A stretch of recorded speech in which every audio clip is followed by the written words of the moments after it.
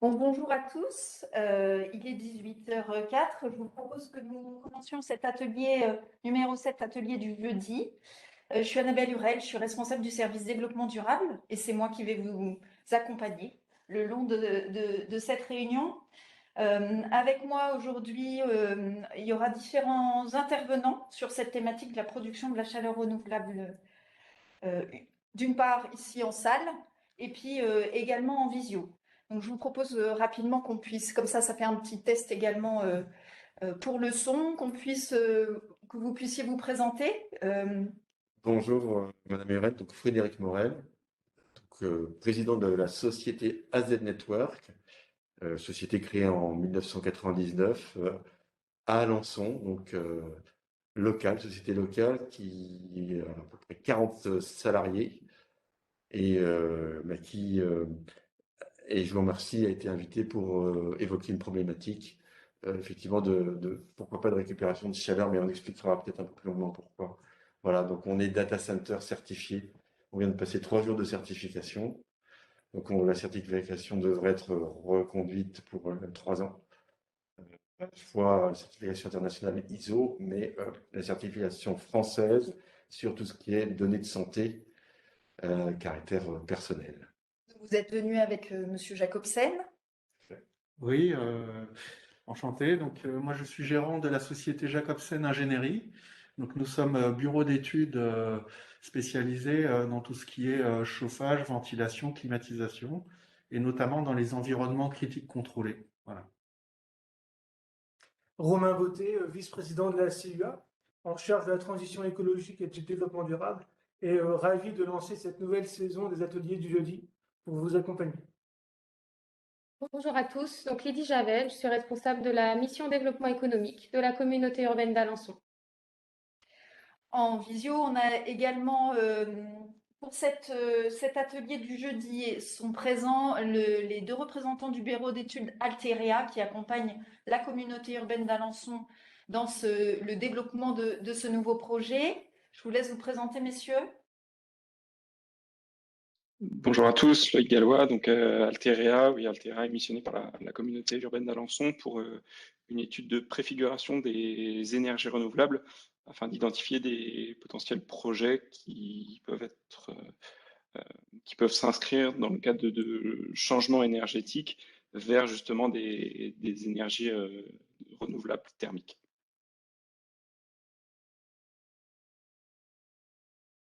Et donc, Monsieur Garcia, qui vous accompagne aussi du bureau d'études Alteria. Nous avons le plaisir également d'avoir comme invitée Madame Dufour. Je vous laisse vous présenter, Madame Dufour. Bonjour à tous, donc Maïté Dufour, je travaille à l'ADEME, l'Agence de la transition écologique, en direction régionale Normandie. Je suis ingénieur bâtiment et j'ai également en charge le déploiement de contrats groupés d'énergie renouvelable thermique. Donc le programme de l'atelier de ce soir. On va commencer tout de suite par le témoignage d'AZ Network. On va passer un temps aussi pour vous décrire pourquoi aujourd'hui la communauté urbaine d'Alençon vient vers vous pour recenser et parler d'énergie renouvelable thermique. On va faire un temps et un focus sur les énergies renouvelables et de récupération, c'est le terme ENR-NR, et les types de projets qu'on pourrait se voir accompagnés pendant les années futures, et le volet aide financière. Je vous propose, Monsieur Botté, d'introduire la réunion. Donc, c'est le premier atelier de la nouvelle saison. L'an dernier, on avait organisé 6 ateliers sur des thématiques assez larges. On parlait de performance économique, mobilité, éco-conception, tourisme durable, rénovation énergétique. Vous pouvez retrouver ces ateliers en ligne, ils sont toujours sur YouTube.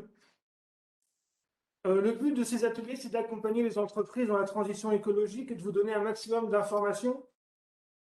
Pour l'atelier de ce soir, je remercie nos partenaires, donc l'État, l'ADEME, la Chambre des métiers de Normandie, Pays de la Loire, la CCI, Territoire d'énergie Orne, le département de la Sarthe et la ville d'Alençon. Alors, vous le savez, on est confronté depuis quelques semaines à des prix de l'énergie durablement élevés, avec l'invasion de l'Ukraine qui a bouleversé le marché, les prix du pétrole, du gaz, de l'électricité. Nous avons des ménages, des entreprises qui peuvent être vulnérables sur le territoire. À cela s'ajoute, dans les études de prospective à l'échelle nationale, on nous annonce une forte augmentation dans les prochaines années de la consommation énergétique. Et pour être moins vulnérable à l'échelle de la CUA par rapport aux ressources fossiles, nous avons engagé une démarche 100% énergie renouvelable d'ici 2040. Alors l'objectif, c'est de couvrir la consommation énergétique du territoire par la production d'ENR. Donc le but sera d'accompagner la réduction de la consommation d'énergie sur le territoire, si on peut le faire, évidemment. Accompagner la production et le développement de l'ENR et de mobiliser les acteurs du territoire à travers le plan climat air énergie territoriale que nous avons lancé il y a quelques semaines et qui touche différents domaines, notamment l'habitat, les mobilités, la biodiversité, l'alimentation, l'agriculture et l'énergie. Je vais laisser la parole à Annabelle Lurel. Alors, pour faire le lien entre les ambitions de la communauté urbaine et les problématiques directement rencontrées par les entreprises et de voir de quelle façon l'accompagnement proposé aujourd'hui par l'ADEME et la CUA pourrait répondre aux interrogations des acteurs économiques, nous accueillons et nous en remercions Monsieur Frédéric Morel et Monsieur Jacobsen. Tout à fait. Donc, du coup, effectivement, vous avez synthétisé les grands chiffres et les métiers principaux, effectivement. Ce qui est créé en 1999, donc ça va bientôt faire 23 ans, 40 salariés et voilà, un chiffre d'affaires un peu au-dessus de 5 millions. Et puis, plusieurs métiers, effectivement. Donc, toute la partie ERP, logiciel d'entreprise, gestion des relations clients. Ça représente voilà, à peu près 40% de nos activités. 50%, c'est la partie data center. Ça, c'est de l'industrie et de l'industrie et de l'expertise aussi. Et ça, toutes les infrastructures sont localisées à Alençon. Donc, en fait, il y a ici un data center certifié 2 fois aux normes internationales, aux normes de l'Agence du numérique en santé, et où on héberge des éditeurs de santé. On a à peu près 200 clients. Donc, j'en avais cité quelques-uns: SOS Oxygène, Unicancer, SOS Médecins, et juste pour le petit clin d'œil, Doctolib depuis 2013 sur certaines de leurs applications, notamment pour les hôpitaux. Voilà. Donc, on a des applications critiques qui tournent 365 jours et plus une journée les années bissextiles, 24 heures sur 24, on ne s'arrête jamais. Et pour faire le lien avec la problématique, du coup, toutes nos installations, nos infrastructures, consomment de l'électricité et on produit de la chaleur en permanence toute l'année.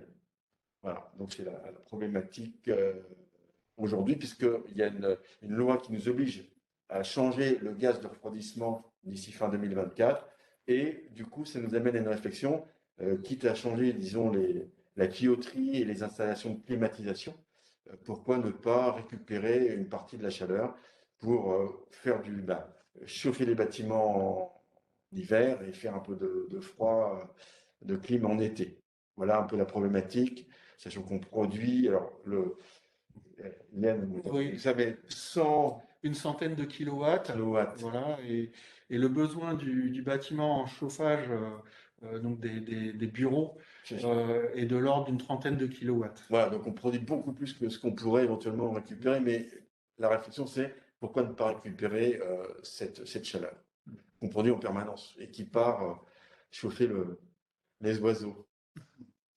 Une fois qu'on a fait ce constat, dire on produit de la chaleur qu'on pourrait potentiellement récupérer pour chauffer d'autres salles ou pour rendre d'autres usages, quelle est la démarche? Comment vous l'engagez? Quelles questions vous posez? Qu'est-ce qui est important de savoir pour vous? C'est au niveau technique, comment s'y prendre? De qui je m'entoure? Budgétairement, qu'est-ce que ça représente? Quelles questions vous vous êtes posées? Et aujourd'hui, comment vous avez trouvé une manière d'y répondre? Eh bien, d'abord, effectivement, il faut absolument anticiper ce changement, même si ça paraît loin. 31 décembre 2024, ça va très très vite, comme M. Bottet l'a souligné. Les crises se suivent et ne se ressemblent pas. La Covid et puis maintenant une guerre en Europe. Les approvisionnements sont tendus, le prix des matières est tendu. Les approvisionnements, voilà, on ne sait pas exactement quand ça peut arriver. Donc, c'est d'abord de l'anticipation. Et donc la décision, comme nous, on est dans notre exploitation, dans notre métier d'informaticien, du numérique, de data center, on ne maîtrise pas tous les aspects, notamment on a effectivement des sous-traitants, pour dire le mot, qui font la maintenance de nos installations, et pour un changement aussi crucial que celui des clims, parce qu'en fait, nos matériels fonctionnent dans une fourchette de température, hein, c'est-à-dire qu'on peut dire entre 17 et 28 degrés éventuellement, mais faut pas, si on arrête les clims, la température monte très très vite à 40, 45 degrés, Il y a la voire plus. température, mais il y a aussi la problématique de l'hygrométrie qui doit être contrôlée. Et la problématique de l'hygrométrie. Donc, on a besoin de faire appel à un spécialiste qui va nous aider à la fois dans la conceptualisation du projet, dans l'ordonnancement du projet, dans la recherche de fournisseurs, dans la valorisation de l'étude et ensuite de l'assistance à maîtrise d'ouvrage, puisque ensuite, concrètement, il va falloir aussi installer à la fois les clims et peut-être ces systèmes de récupération de chaleur. C'est-à-dire que le bâtiment n'a pas été prévu au départ pour ça. Donc, ce n'est pas un bâtiment by design prévu pour récupérer la chaleur facilement. Mais donc, il va falloir plugger un ensemble d'installations, une architecture un petit peu comme Beaubourg, quoi, hein. Il y a de la tuyauterie qui peut passer un peu de tous les côtés. Donc, ça peut faire presque un musée, une image de musée à l'instant. Mais en attendant, tout ça, ça demande une expertise et que nous n'avons pas puisqu'on se concentre sur nos métiers. Et donc, effectivement, Jacobsen Ingénierie, qui est à Alençonnais, que l'on a pu rencontrer aussi au cours de réunions de chefs d'entreprise, qui est certifié, qui a une certification spécifique pour les Une climatisations. génie climatique complexe Voilà. par l'OQPIBI. Voilà. Et justement, pour toutes ces salles, comment dirais-je, Salle blanches, salle propre, ouais. salles propres. Et nous, effectivement, c'est un peu pareil. Notre data center, il doit être absolument clean. Il ne faut pas qu'il y ait une poussière qui traîne nulle part, quoi. Et en plus, on ne peut pas s'arrêter. Ça veut dire qu'il va falloir y aller par étapes. Et nous, clairement, C'est-à-dire que le on n'a pas système, les compétences pour suivre ce chantier-là. le système de récupération d'énergie ne doit pas, s'il tombe en panne, mettre en défaut le système de climatisation des data centers. Bon. Donc il faut une architecture qui permet d'être indépendant.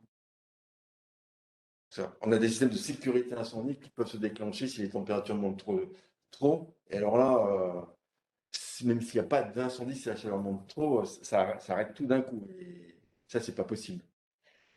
On vous connaît par ailleurs à Alençon parce que vous avez déjà engagé des démarches de développement durable plus globales sur la mobilité ou sur les énergies renouvelables de Exactement. photovoltaïque. Tout à fait. Quel intérêt pour vous y trouvez? Quelle satisfaction pour vos équipes, pour votre entreprise? Là, cette démarche en plus que vous engagez aujourd'hui sur la récupération de chaleur fatale, est-ce que c'est financier? Est-ce que c'est de valorisation aussi de vos actions?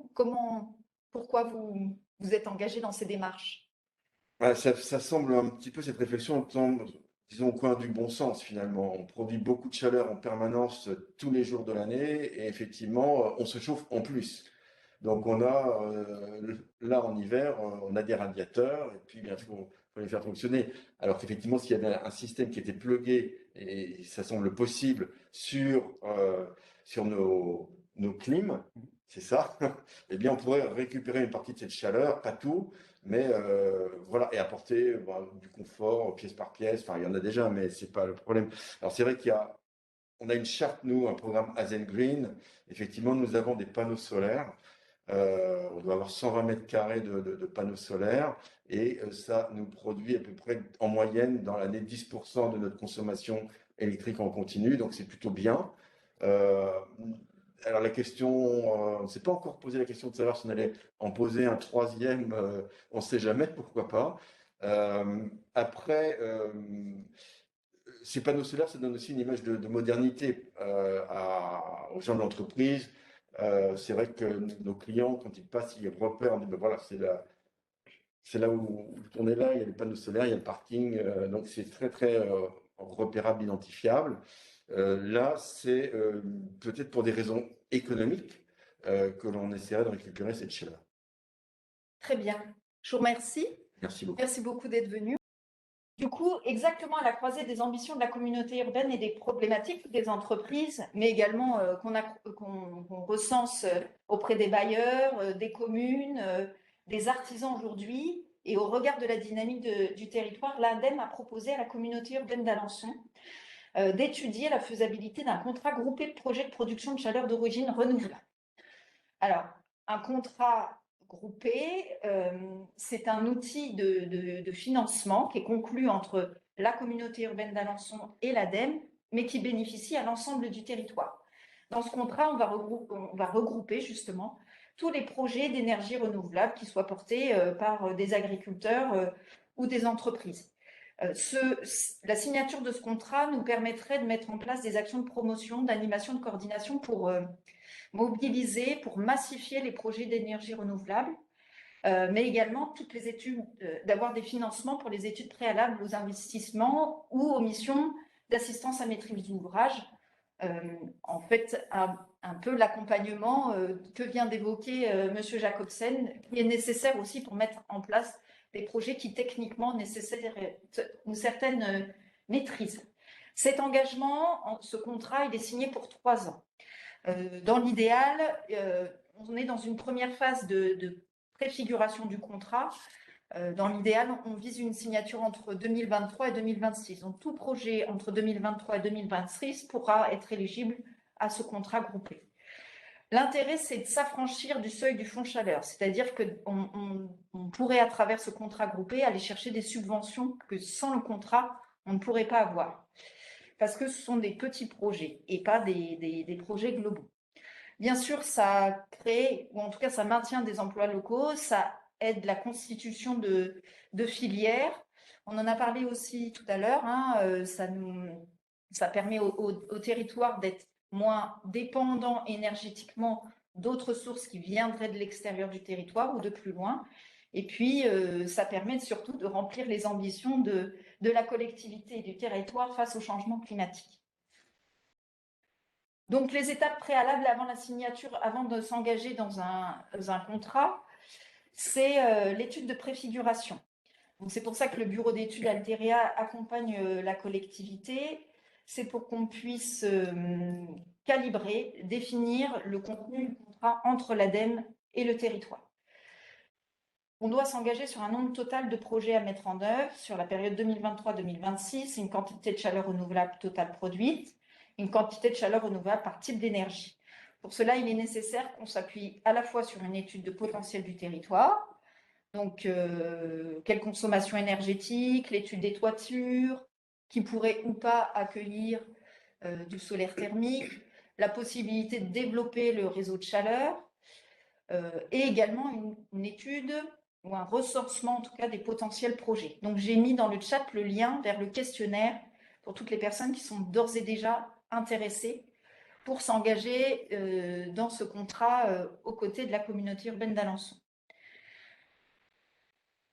Notre première phase d'étude par rapport aux ambitions et aux consommations du territoire, on sait d'ores et déjà que dans le mix énergétique de la communauté urbaine d'Alençon, si on veut en effet pouvoir produire sur le territoire autant qu'on consomme, tout ce qui est énergie renouvelable thermique représente 43% de notre potentiel.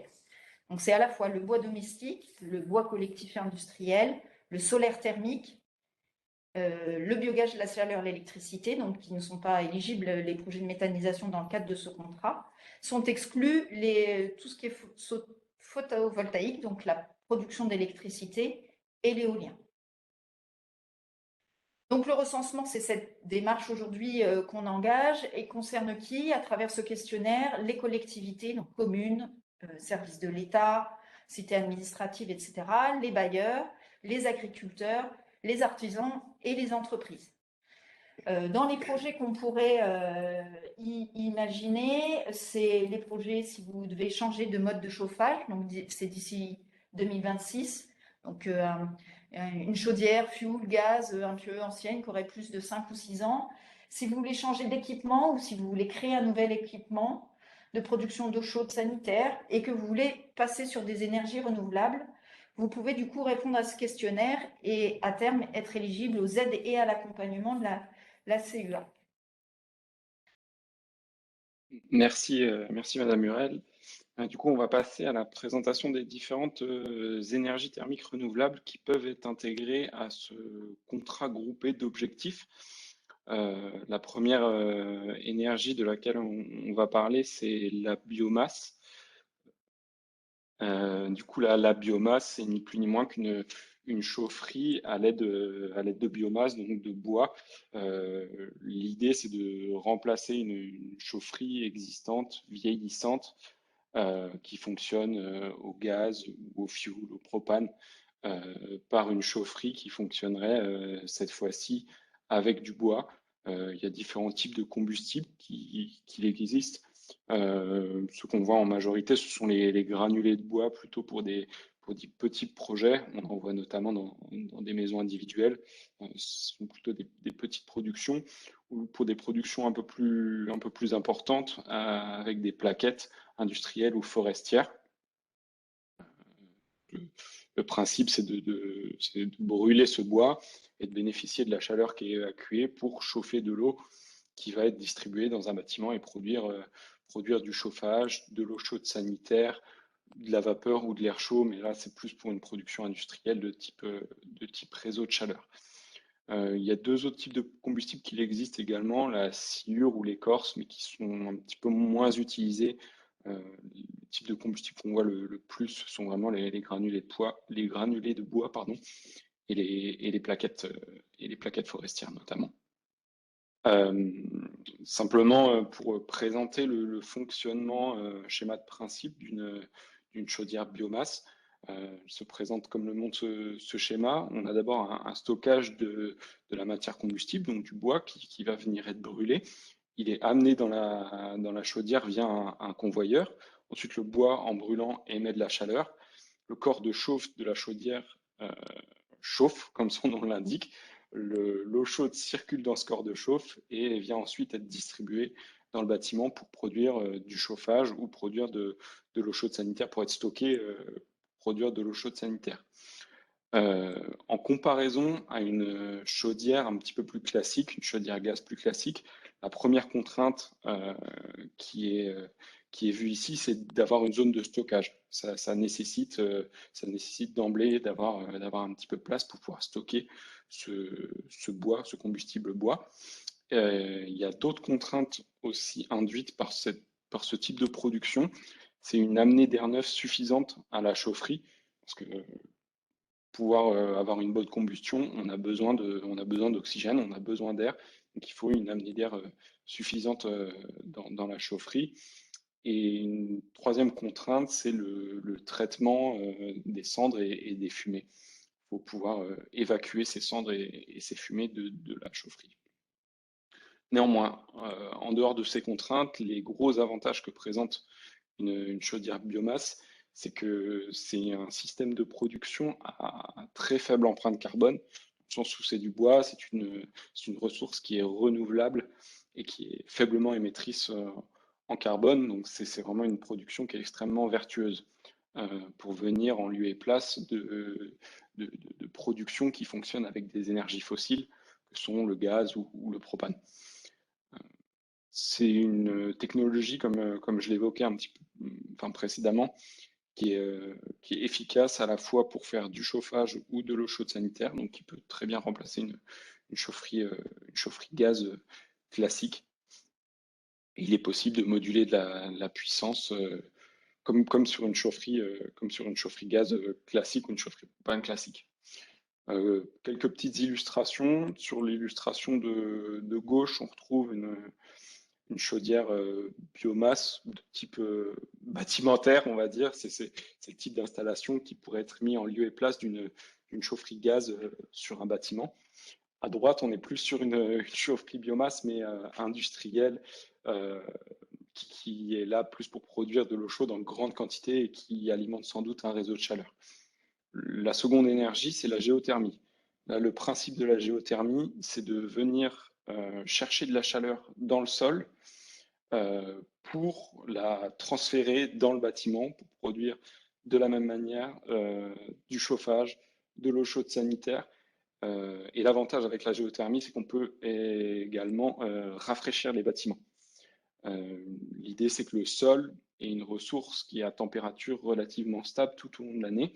Et via des systèmes thermiques, on va venir chercher de la chaleur ou de la fraîcheur selon la saison dans le sol et la transférer dans le bâtiment pour produire donc du chauffage, de l'eau chaude sanitaire ou de la climatisation. Donc ça, c'est un schéma de principe d'une géothermie sur sonde. Donc, il y a les sondes qui sont dans le sol. Là, ce sont des sondes verticales. Il y a un fluide caloporteur qui circule dans ces sondes, le fluide vient récupérer de la chaleur en allant en profondeur dans le sol. Il revient dans le bâtiment, dans une sous-station technique, et il est relié à une pompe à chaleur, et la pompe à chaleur vient capter les calories sur le fluide caloporteur et les transférer ensuite dans le bâtiment via de l'eau chaude, dans des radiateurs, dans un plancher chauffant qui est ici illustré. C'est un système qui est extrêmement efficace dans le sens où on voit un petit peu sur l'équation qui est notée sous le schéma de principe, c'est que la consommation électrique qui va être facturée, elle va être d'1 kilo, 1 kilowatt, 1 kilowattheure si le système fonctionne pendant une heure complète. Mais pour 1 kilowattheure facturé, on va réussir à restituer en chaleur jusqu'à 4, 5 kilowattheures selon les conditions du sol. Donc c'est un système qui est extrêmement efficace. Après, il y a quand même des contraintes qui sont de pouvoir forer, d'avoir de la place aux alentours du site pour pouvoir mettre les sondes. Là, on est sur sonde. On peut très bien imaginer un système de géothermie sur nappe où on va venir pomper de l'eau qui est présente dans la nappe et qui peut être à plus ou moins haute température et venir valoriser ces calories directement dans le bâtiment. L'avantage de la géothermie, c'est en effet qu'elle est capable de fonctionner toute l'année, comme je l'évoquais juste avant. Une géothermie est capable de faire et du chaud et du froid. Donc, sur un bâtiment qui a des besoins de climatisation, bâtiment tertiaire notamment qui est climatisé, une géothermie est capable de le faire. Il y a une compacité de l'installation, c'est pas plus gros qu'une chaufferie classique, c'est même plutôt plus petit. Et il y a un impact quasi nul sur la ressource puisqu'elle est abondante, puisque c'est la chaleur même de la terre ou du sol. Il y a quand même un bémol à mettre à ça par rapport à la géothermie sur nappe qui est un petit peu plus compliqué à mettre en œuvre. D'un point de vue réglementaire, il y a des dossiers potentiellement loi sur l'eau à déposer pour être sûr de ne pas surexploiter la ressource en eau de l'aquifère.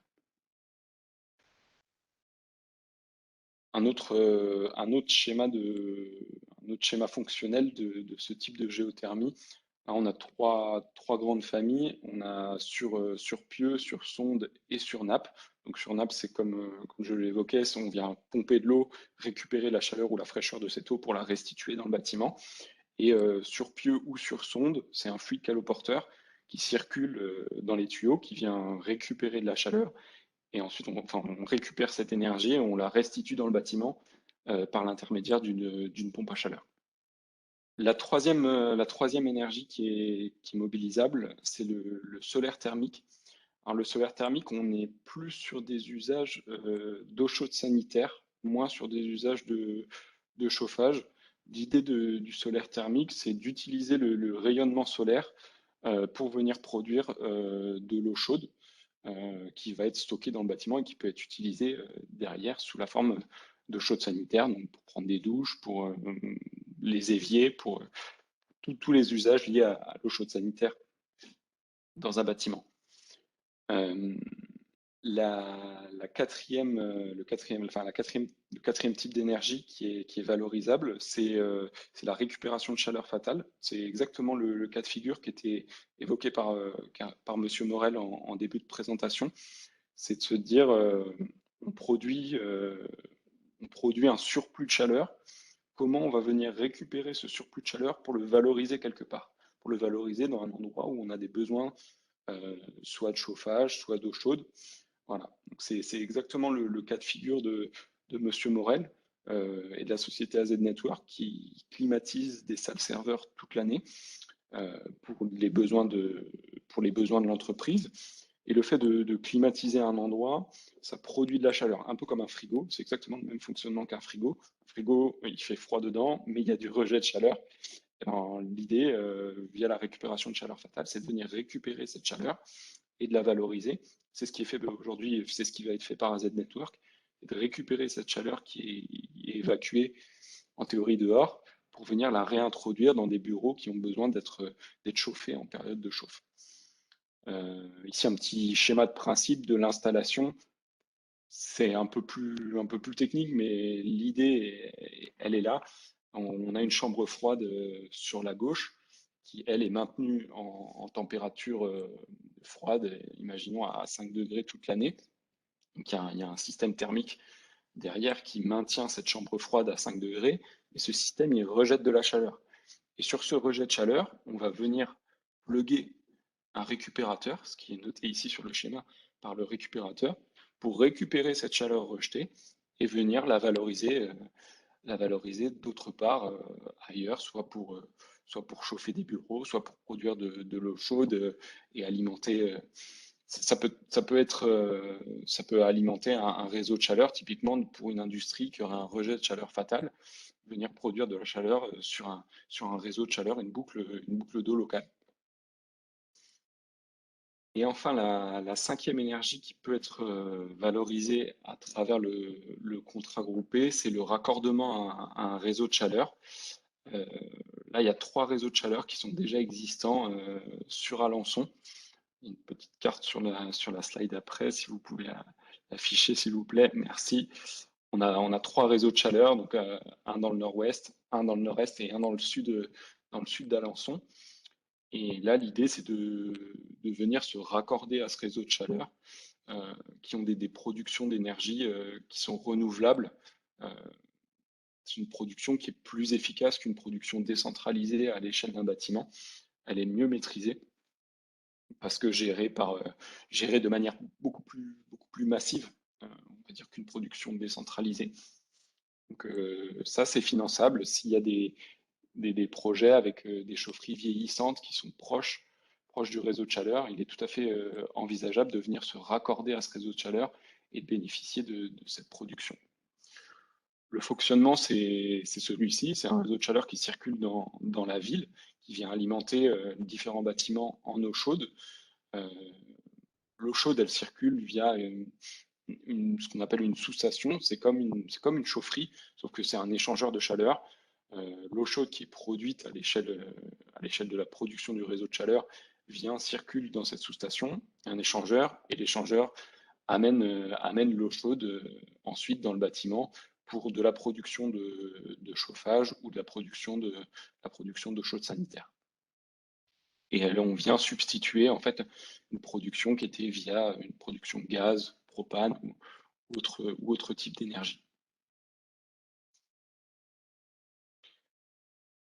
Les avantages de ce type de production, comme je l'évoquais, c'est une exploitation centralisée. Voilà, il y a une production centrale et ce qui est dans le bâtiment, c'est uniquement la partie sous-station. Donc il y a peu d'entretien à prévoir pour ce type d'installation et peu de maintenance, puisqu'elle est assurée au niveau de la production centrale du réseau de chaleur. Il y a une mutualisation des coûts d'investissement parce que les coûts sont répartis sur l'ensemble des personnes qui bénéficient de la chaleur de ce réseau de chaleur. Et il y a une relative stabilité des prix d'approvisionnement, puisqu'on est moins dépendant de la fluctuation des prix de l'énergie qu'on évoquait en début de présentation. Il y a potentiellement une contrainte qui peut être levée via les études de préfiguration. C'est un coût de raccordement au réseau de chaleur qui peut s'avérer important. Là, c'est un schéma de principe, enfin, c'est pas un schéma de principe, c'est une photo, pardon, d'une sous-station. C'est pas forcément hyper parlant, mais c'est surtout pour montrer que ça prend pas forcément plus de place qu'une chaufferie classique. on voit le petit cube noir au milieu de la photo. C'est l'échangeur, c'est là que se fait l'échange entre le réseau de chaleur qu'on appelle le réseau primaire et le réseau secondaire qui est le réseau du bâtiment. Donc c'est via ce système que la chaleur va être amenée dans le bâtiment. Est-ce que vous auriez des questions, les participants? Alors, vous pouvez soit la poser sur le chat, soit lever la main. Oui, bonjour, Coty, je suis Agrosty Environnement.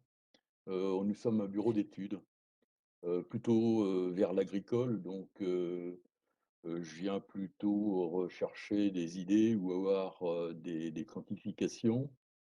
Concernant les pieux et les sondes, est-ce qu'on a à peu près un dimensionnement et les profondeurs? Parce que vous allez avoir des problèmes, comme vous le disiez, pour les forages, etc., qui vont demander les permis de forage. Donc, est-ce que vous pouvez nous en dire un peu plus dessus?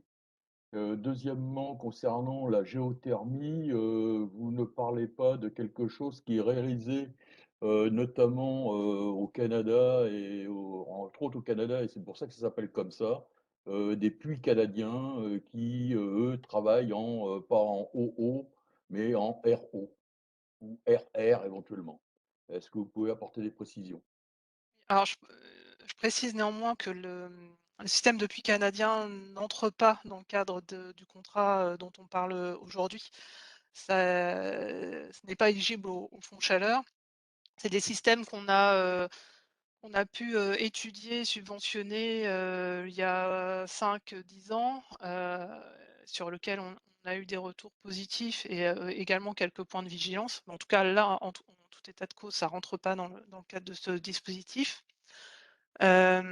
Sur la profondeur des sondes verticales dans les installations de géothermie, on est sur des sondes de l'ordre de 100 mètres, puisqu'après la réglementation du sous-sol n'est plus la même. Donc c'est l'ordre de grandeur, de profondeur. Et en ratio, alors moi j'ai un ratio pour les logements et pas pour le tertiaire, mais pour le logement, on est de l'ordre de, à la grosse, hein, vraiment, 1 mètre de sonde pour 1 mètre carré chauffé de logement BBC ou RT 2012. Ça donne Ok, ben, déjà merci infiniment, ça me donne déjà un ordre d'idée. voilà. Donc sur les aides financières, donc ce qui est éligible, donc c'est le système de production de chaleur, donc les chaufferies biomasse, les systèmes de géothermie, donc assistés par pompe à chaleur, puisqu'effectivement, on n'a pas la ressource en Normandie pour faire de la vraie géothermie avec des sources chaudes. C'est dans tous les cas de la géothermie assistée par pompe à chaleur. Les systèmes de solaire thermique et les installations de récupération de chaleur fatale, mais qui sont là étudiées au cas par cas.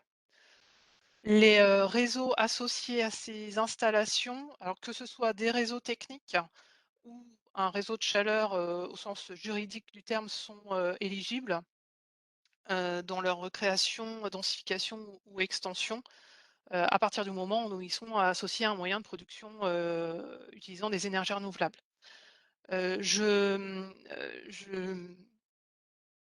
Je mets un bémol néanmoins dans la présentation qui a été faite avant sur le réseau de chaleur. Dans le cas d'un réseau de chaleur existant, le raccordement au réseau n'est pas aidé, puisque c'est le réseau de chaleur en lui-même qui est aidé. Donc s'il y a besoin d'une extension, par exemple pour la CUA, s'il y a besoin d'une extension du réseau de chaleur, c'est la CUA qui sera aidée et pas les, euh, les structures qui s'y raccorderont. C'est un bénéfice dans un second temps, mais en tout cas, en aide directe, il n'y a pas d'aide pour le raccordement au réseau de chaleur. Tout ce qui est engendré par ce type d'installation, que ce soit les silos, les forages, les terrassements, etc., rentrent dans les dépenses éligibles qui peuvent être subventionnées. L'éligibilité des projets, donc pour les projets de chaufferie bois, ce sont toutes les chaufferies bois dont la production est inférieure à 12 000 MWh par an. Donc 12 000 MWh, c'est énorme hein, pour une installation. Le seuil d'éligibilité d'une installation individuelle au fonds chaleur, c'est 1200 MWh. Mais dans le cadre de contrats groupés, donc comme l'a présenté la communauté urbaine d'Alençon, on peut intégrer des installations plus petites. C'est vraiment le point fort, hein, de ce type de contrat. Sans ce type de contrat-là, un maître d'ouvrage qui aurait une petite installation, par exemple de 400 MWh par an, ne pourrait pas bénéficier d'aide de l'ADEME dans le cadre du fonds chaleur.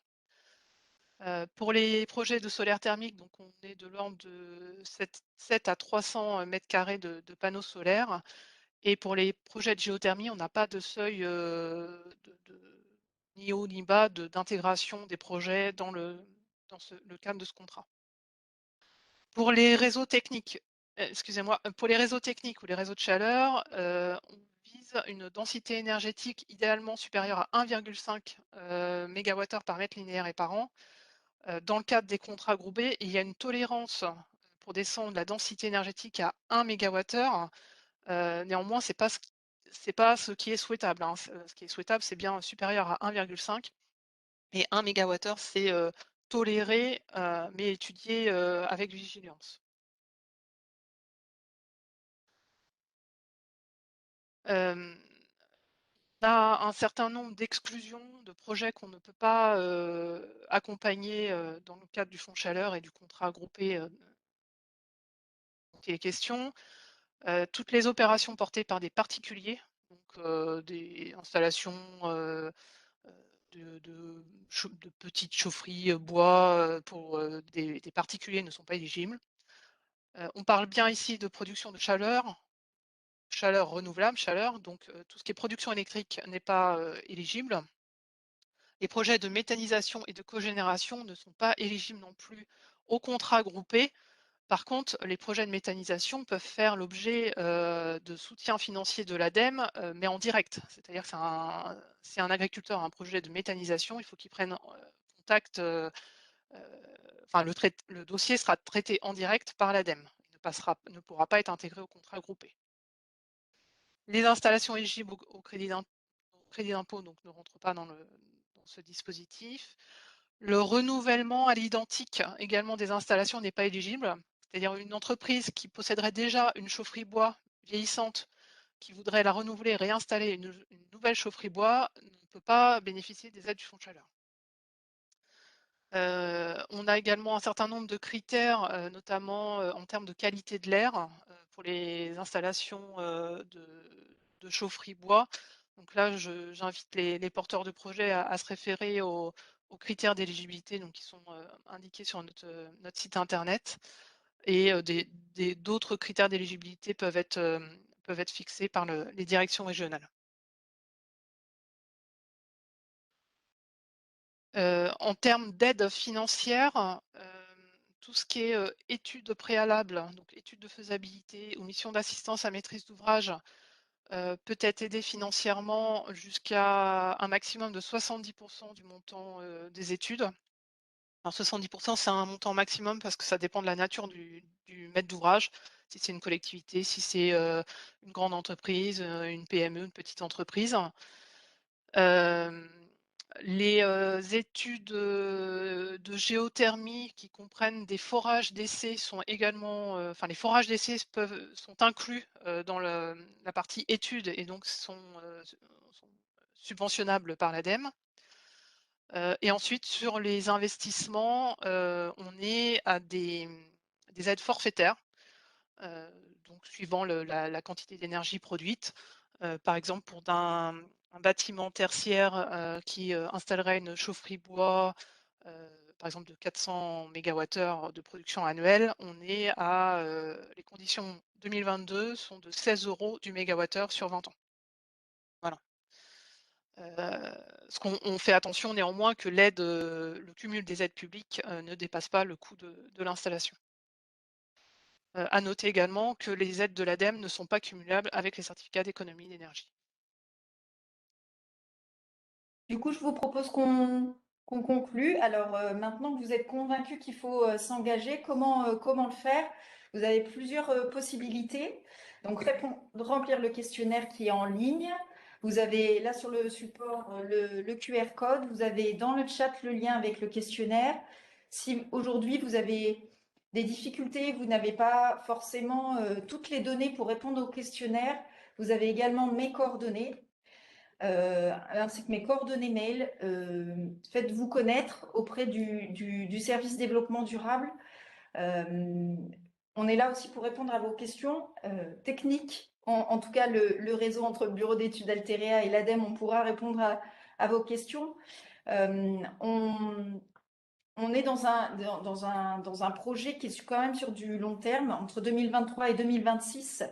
Donc, même les projets qui sont aujourd'hui de l'ordre de la réflexion pourraient être accompagnés. Donc, n'hésitez surtout pas, du coup, à nous solliciter. Et comme je vous disais, on a la capacité aussi de vous proposer des études de prédimensionnement qui mettront en avant le bilan énergétique de votre projet avec une fiche descriptive sur le projet, les énergies renouvelables, les statuts d'installation, la puissance, la localisation, etc., qui peuvent aussi être des éléments, comme on en parlait avec Monsieur Morel, d'aide à la décision ou de passage à l'acte en tout cas, et de définition de projet pour vous pour les prochaines années. Donc, nous vous remercions pour votre attention. On se retrouvera pour le prochain atelier du jeudi le 5 mai sur la rénovation énergétique des entreprises dont la taille et la surface est inférieure à 1000 mètres carrés. N'hésitez pas dès maintenant à vous inscrire, vous avez toutes les coordonnées. Merci beaucoup à nos intervenants, merci à vous pour votre participation et puis surtout n'hésitez pas à nous solliciter si vous avez un projet ou une réflexion sur un projet. Merci à tous.